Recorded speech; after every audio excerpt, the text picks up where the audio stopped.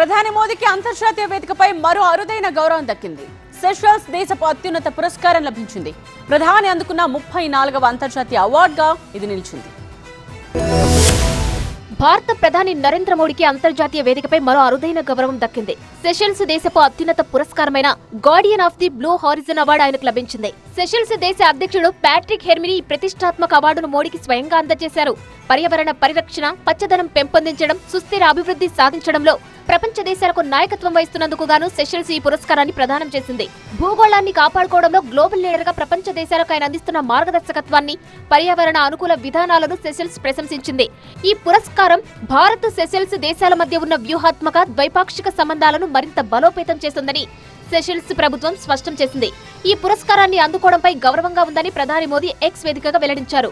ప్రస్తుత వాతావరణ మార్పుల సవాళ్లను ఎదుర్కొంటూ పర్యావరణ పరిరక్షణ తమ భవిష్యత్తు తరాల పట్ల బాధ్యతగా భావిస్తున్న ప్రపంచంలోని అన్ని దేశాలకు దీనిని అంకితం చేస్తున్నానన్నారు. తూర్పు ఆఫ్రికా ద్వీపదేశమైన సెషల్స్ కు 1976లో స్వాతంత్ర్యం రాగా ప్రస్తుతం అక్కడ స్వర్ణోత్సవ వేడుకల్లో ప్రధాని మోదీ పాల్గొన్నారు. అంతకంటే ముందు మోదీకి స్టేట్ హౌస్ లో ఘనంగా గౌరవ వందనం సమర్పించారు.